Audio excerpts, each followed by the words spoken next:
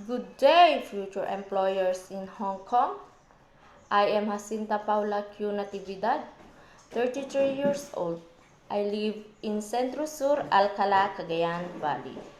I am in college undergraduate of Bachelor of Arts in Public Administration. My hobbies are cooking, baking, and playing ball games.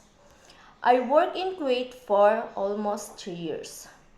I have served 4 members of the family, 2 adults, 1 year old, and 6 months old. My experience with my previous employer in Kuwait is that they treat me as their family members. My main duties is cleaning the house, cooking, washing clothes, doing laundry,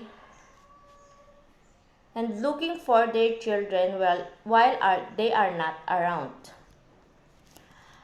I can also cook some Chinese dishes like stir fry vegetables, steamed fish, steamed chicken, and soup. If you will hire me, sir, madam, I promise to do my duties and responsibilities. Thank you and good day, sir, madam. Hope to see you in Hong Kong.